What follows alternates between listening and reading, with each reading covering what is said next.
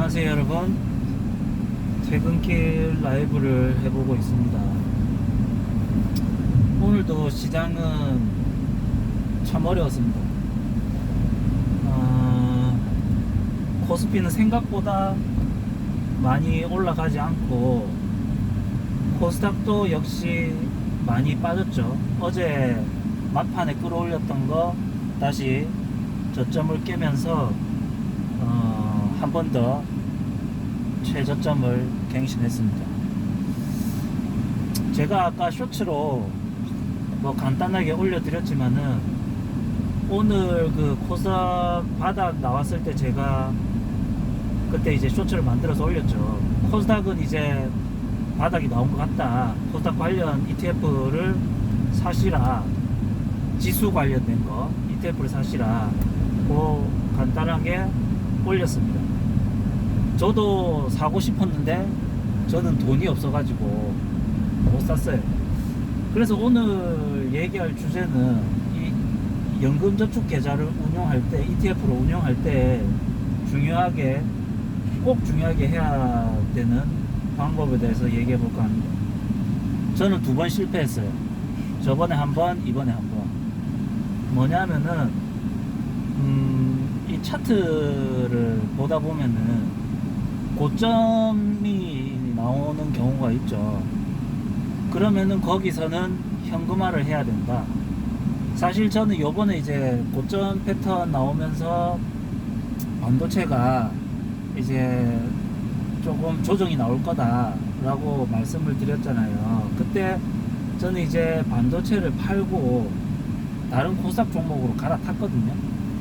근데 그때도 제가 영상을 찍으면서 말씀드렸던 게, 실수를 했던 부분은 코스피가 떨어지는데 코스닥이라고 안 떨어지겠는가, 그거를 제가 착각을 했다, 오판했다. 나중에 조정 횡보장을 거치면서 어떤 매도의 힘이 조금 줄어들었을 때 코스닥이 오르거나 이럴 수 있지만 바로 오르는 게 아닌데, 제가 바로 코스닥 종목을 매수를 했던 게 저의 실패였죠. 그래서 여러분께도 알려드리는 게, 저도 깨달았지만 고점이 되면은 현금을 준비를 해야 된다. 그래서 100%는 아니더라도, 왜냐하면은 이렇게 조정이 나올 걸 대비해서 항상 고점에 올라갈수록 현금을 한 20% 내지 30%, 아니면은 리밸런싱을 위해서 이렇게 반대되는 흐름을 갖고 있는 ETF를 가지고 있어서 리밸런싱을 하든지 그런 방식을 취해야 된다. 그럼 이렇게 질문하실 수 있죠. 고점이 언제인데요? 그거는 말씀드리기가 어려운 게, 공부를 하셔야 됩니다. 고점을 판단하는 여러 가지 뭐 판단 방법에 대한 게 뭐 많이 나와 있죠. 시중에 나와 있죠. 그리고 뭐 유튜브에서도 알려주죠. 이렇게 하면은 고점 신호고 뭐. 근데 그런 지표들을 가지고 고점 신호라고 볼 수 있는 거는 이제 좀 포행적입니다. 그래서 다들 오른쪽 어깨에서 팔아라고 얘기를 합니다. 그거는 뒤늦은 거죠. 그러면 수익률이 깎이잖아요. 그래서 그거는 사실 공부를 열심히 한 사람들은 고점을 찾아낼 수 있습니다. 그래서 그거는 이제 각자 개인적으로 알아서 이제 해보시고, 그러면 문제는 그거예요. 저같이 하시는 분들이 있잖아요. ETF 매매를 하시는데 나 이번에 반도체가 계속 갈 줄 알고 난 반도체만 갖고 있었어 라든지, 나 자동차가 갈 줄 알고 자동차를 100% ETF 갖고 있었어. 그렇게 하시는 분들이 있죠. 저도 이번에 사실 ETF 중에 자동차 비율이 거의 50% 됐습니다. 되게 높았죠. 그래서 수익이 많이 줄어들었어요. 손실이 많이 났습니다. 아쉬운 부분입니다. 자를 때 그냥 바로 잘랐어야 되는데, 제가 반도체는 꺾이지만 현대자동차는 유지할 걸로 봤거든요. 그게 제가 아직 부족한 부분이죠. 제일 큰 주도주가 떨어지는데 다른 게 뭐 유지할 수 있다라는 건 제 착각이죠. 여튼 그런 경우에 어떻게 해야 되느냐, 손실을 그대로 다 받아버렸다. 만약에 정말 한 종목만 넣었다 그러면 아무 방법 없습니다. 그냥 손실을 그대로 받아야 되죠. 고스란히 받아야 됩니다. 근데 적어도 난 두 종목은 했다, 적어도 두 종목을 했다고 하는 사람들은 무조건 리밸런싱을 하셔야 됩니다. 예를 들어서 내가 처음에 손실 나기 전에 그 섹터들의 비중이 있었잖아요. 뭐 4대6 또는 3대7 비중이 있었잖아요. 근데 어떻게 해서 뭐 비중이 이제 뭐 5대5가 됐든지 뭐 7대3이 됐든지 어쨌든 비율이 달라졌을 거고, 그러면은 이렇게 떨어진 날에 어떻게든 그래도 리밸런싱을 해야 됩니다. 논문에 그런 게 있습니다. 같은 방향으로 움직이는 것, 예를 들어서 코스닥 지수, 코스피 지수라고 해보죠. 뭐 이러나 저러나 같은 방향으로 움직일 거 아니에요. 코스피가 떨어질 때 코스닥이 안 떨어질 수 없고, 어쨌든 그런 방향의 섹터들을 리밸런싱 했을 때는 어떤 효과가 나는가. 리밸런싱을 하면은 똑같이 수익률이 나는 경우로 논문이 있습니다. 제가 옛날에 봤거든요. 그래서 하락하더라도 리밸런싱을 해라. 왜냐면 생각해보면은 더 하락하는 애가 있고 덜 하락하는 애가 있을 거거든요. 만약에 더 하락하든지 덜 하락하든지 그 섹터에 저점을 안다면은 굳이 리밸런싱을 할 필요가 없죠. 많이 떨어졌을 때. 왜냐하면은 오늘 많이 떨어졌는데 더 떨어질 수도 있고 그렇잖아요. 그러니까 굳이 많이 떨어질 때 리밸런싱 할 필요 없이 진짜 저점에 갔을 때 딱 리밸런싱 한 번만 하면 되는데, 저점을 모르시는 분들이 많잖아요. 그럴 때는 뭐 5% 떨어지면 리밸런싱 한다, 아니면 8% 떨어지면 리밸런싱 한다, 수익 날 때 8% 오르면 리밸런싱 한다, 10% 오르면 리밸런싱 한다, 뭐 그러신 기준들이 있잖아요. 매도에서도 매도가 아니고 하락할 때도 똑같이 적용하면 됩니다. 그래서 공부를 많이 하시면은 고점 저점을 알게 되니까, 그럼 고점에서 리밸런싱, 저점에서 리밸런싱, 그렇게 하면 되거든. 그래서 오늘에 그러면은 리밸런싱 해야 했던 종목이 있느냐, 제가 올려드렸다시피 바이오 그리고 2차전지는 리밸런싱을 했었어야 됩니다.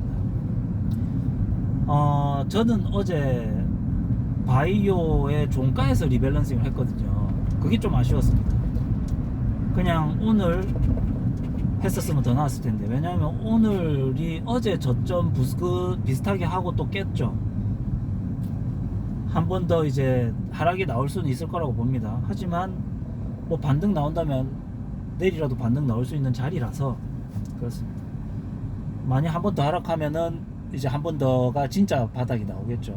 그때 가서 리밸런싱을 하면 되고, 반도체는 애매합니다. 반도체가 만약에 지금 상승을 해준다면 정말 다행이고요. 그러면은 이제 여기가 바닥이고 횡보장을 만드는 거잖아요. 그럼 다행인 거죠.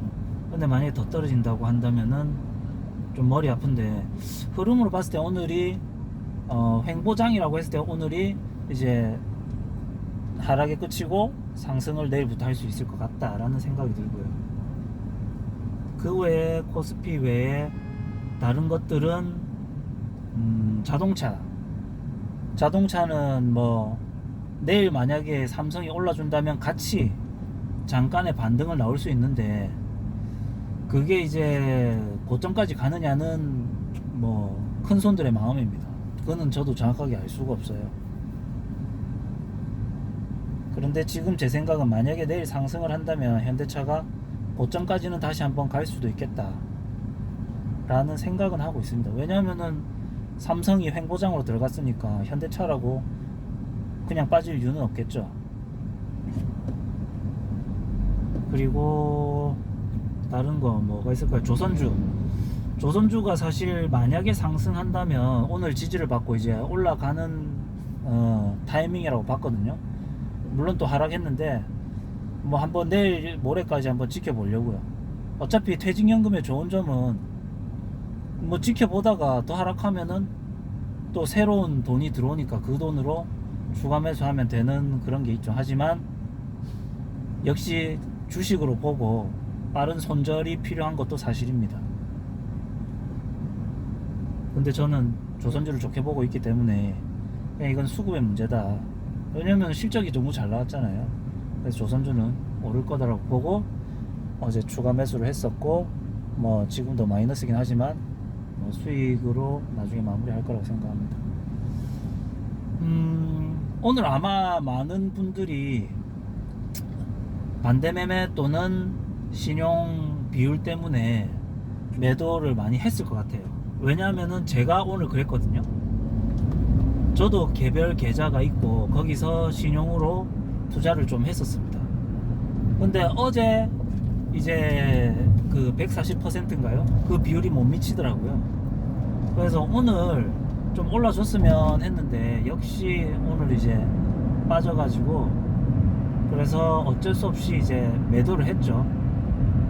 다행히도 수익인 부분들이 있는 것들이 있어서 다행히도 어쨌든 손해보지 않고 했고, 내일부터는 좀 올라줬으면 좋겠다라는 기도 매매가 시작된 겁니다. 길게 보면 오를 종목들을 가지고는 있는데 어쨌든 중간중간에 오르락 내리락 롤러코스터는 견뎌야 하기 때문에 아쉽습니다. 그래서 현금으로 해야 되는 거예요. 그래서 현금으로 하란 말은, 그래서 견딜 수 있다. 내가 이 종목이 올라갈 게 확실하다고 하다면은 20% 30% 떨어지는 게 뭐가 무섭습니까? 내가 공부를 해서 이 종목이 올라가는 게 확실하다고 판단한다면은 떨어지면 더 땡큐죠. 사면 되니까. 그 말의 의미를 아실 때까지 공부를 좀 하셔야 됩니다. 또 오늘 이렇게 하락할 때 리밸런싱을 어떻게 하는지에 대해서 좀 설명을 드렸고요. 그리고 코스닥 그리고 코스피 제가 그냥 예상하는 내일 흐름도 한번 얘기해 봤습니다. 또 오늘 뭐 저 말고도 많은 분들이 상시 클 것 같아요. 아, 올라줬으면 좋았을 것 같은데 아쉽다. 근데 뭐 내일 또 떨어진다면은 이제 진짜 코스피는 다 팔아야 되는 게 맞습니다. 다 팔아야 되는 게 맞는데, 아, 내일은 반등하지 않을까? 라는 저만의 생각이 있습니다. 코스닥은 너무 많이 빠졌잖아요. 코스닥은 이렇게 급락하고 나면은 오늘 아마 어제 반등을 해줬을 때 개인들이 아마 많이 안 팔았을 것 같아요. 올라간다 이러면서. 근데 오늘은 아마 겁을 먹고 투매를 하지 않았을까 하는 게 제 개인적인 생각입니다. 오늘도 힘들었지만 고생하셨고요. 다들 치킨 한 마리 드세요. 저도 오늘 가서 치킨 좀 먹어요. 짜증난다 정말.